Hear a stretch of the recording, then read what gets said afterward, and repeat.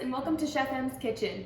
So this weekend is my birthday, so I thought that I would want to celebrate with you all by making one of my favorite desserts, a strawberry and cream cake. It's juicy, it's light, and it's perfect for any summer or spring birthday party. So grab your ingredients and let's get started. So this cake recipe is adapted from Martha Stewart, the queen herself. I was gonna create my own, but why mess with perfection? This is so good and it comes out great every single time. So this is the one we're gonna make. When you are getting all your ingredients out, make sure that all of your ingredients are room temperature.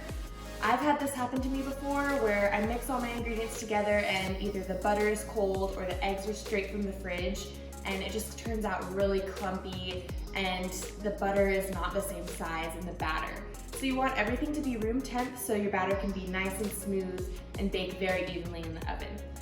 So I already have a half a cup of butter softened and ready to go in my mixer. We're gonna separate the wet and the dry ingredients today so everything mixes really evenly and then we're gonna add them together. So half a cup butter, I'm going to mix that on a low.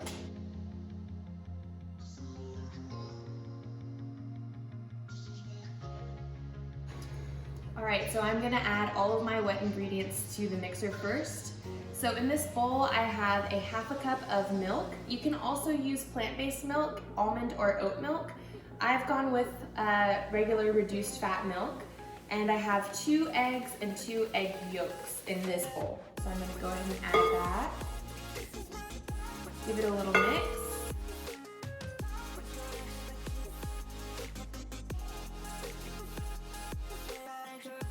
I like to go in and scrape down the sides to make sure everything is getting mixed together.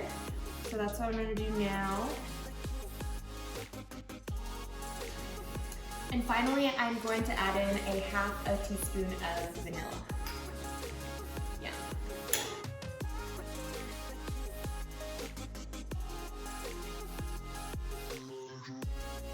All right, so I have my wet ingredients in my mixer, and now I'm going to whisk together my dry ingredients. So we have 2 teaspoons of baking powder and a half teaspoon of salt, a half a cup of sugar, and 1.5 cups of all-purpose flour. All right, and I'm just gonna mix that up.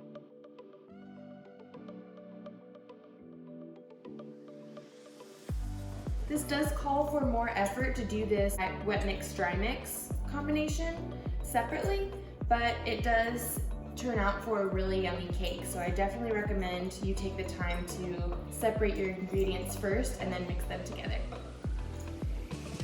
All right, my dry mix is all mixed together evenly and it looks really nice, and I'm gonna add it into my wet mix. So I'm gonna go in with half of the mixture, mix it up, and then I'm going to add in the rest of it. So that way I'm just making sure that the batter has a really even and nice texture.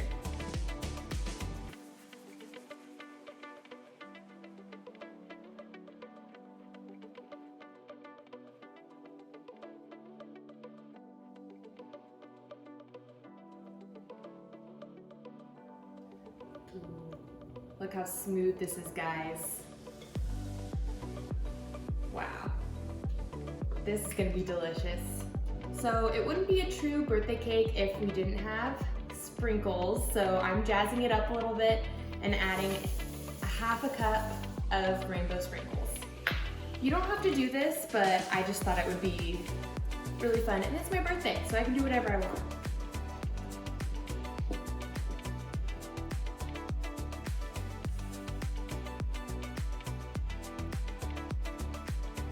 All right, so I've gone ahead and taken the time to coat this cake pan with parchment paper, and all I did was I took the parchment paper and I traced around the cake plate to get a perfect circle, and I've made it stick with pan. If you don't have parchment paper, that's okay. You can also coat the cake pan with butter and flour. You just go in and you smooth your butter all over the cake pan and you coat it with flour. And if you need a tutorial of that, I'll have a link in my description saying how to do that. So I'm gonna go ahead and pour this in. I've already preheated my oven to 350 degrees, and I'm gonna let this bake for 30 to 35 minutes. or until I can poke a toothpick in the center of the cake without any residue. All right, while our yummy rainbow sprinkles cake is baking, we're gonna start with the whipped cream. So in the mixer, I'm gonna go ahead and put 1.5 cups of heavy whipping cream in.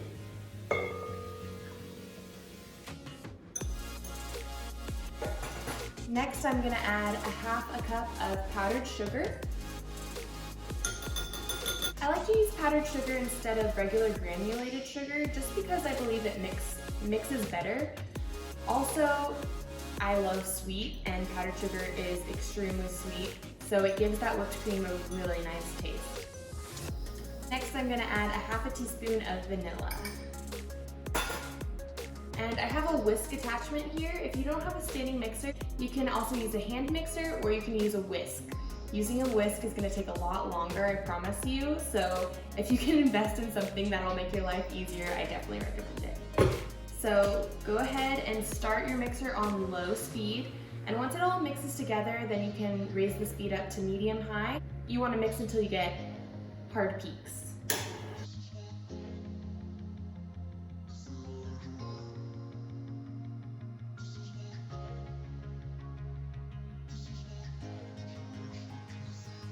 All right, so the whipped cream is done, and I just want to show you guys what it should look like. So see, when I lift this, it doesn't really move at all. That's what you want to see. These are called stiff peaks or hard peaks. So my whipped cream is done, and I'm going to keep it in the fridge to stay cool while the cake finishes its bake. All right, the cake is out, and I'm going to flip it. See how this goes. 1, 2.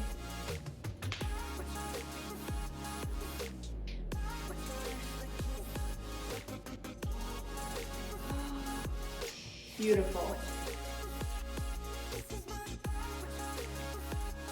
I'm gonna let this completely cool before I start cutting it and icing it. All right, so I'm gonna go ahead and trim this cake up just so it's even on top, and then I'm going to cut it in half so there's 2 even layers to ice my cake.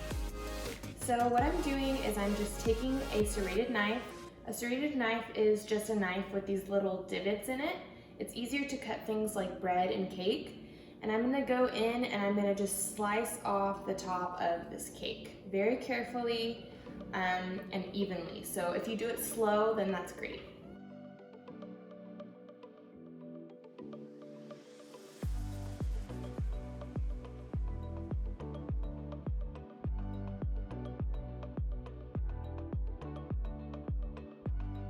I'm gonna snack on this while I'm icing it.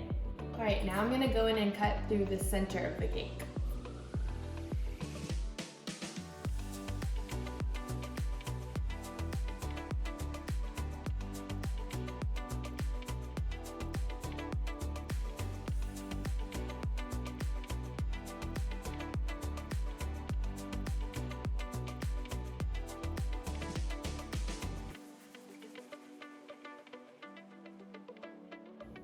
Make sure to do that very slowly and evenly, just so you don't cut yourself and also so you get a nice even 2 halves. So I'm gonna separate these. And the center seems to be a little bit hot, so I'm gonna let it cool a little bit longer. All right, so I have the first layer of my cake, my whipped cream, and my strawberries, and now I'm ready to ice the cake. So this is really simple. It does not take any icing skills at all. I'm literally just gonna be dumping as much whipped cream as I can on this cake and then topping it with strawberries and repeating the process. So let's ice together. I've never had a strawberries and cream cake with sprinkles before, so we will see how this tastes. I feel like it's gonna be a sugar bomb and I'm so excited for it.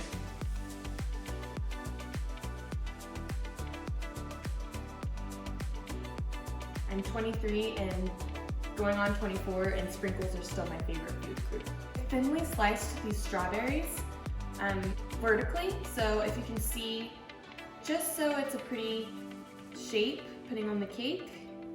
You don't have to put it in any particular pattern you want, just anything that looks appealing to you.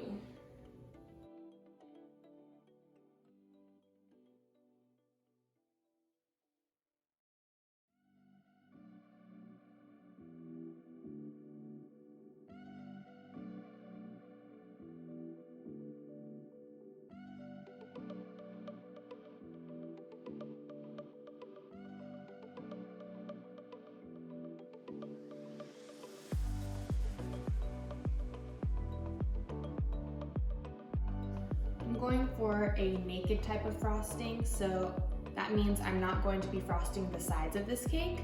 It just gives it a rustic feel, and it's also a lot easier. Don't forget to lick the spoon when you're done. Alright, since this is the top layer, I am gonna kind of arrange these in a way that I would want to see that is appealing to the eye. So I'm just gonna kind of spread them all out in the center and facing different directions.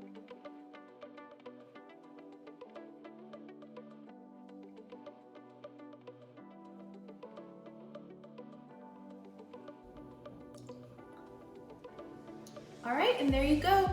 A rainbow sprinkle strawberries and cream cake. I'm gonna cut a slice and take a bite.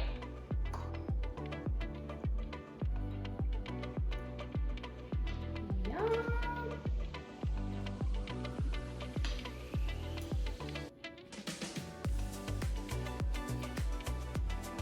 And every birthday cake needs a birthday candle. So I'm gonna light my own birthday cake candle today.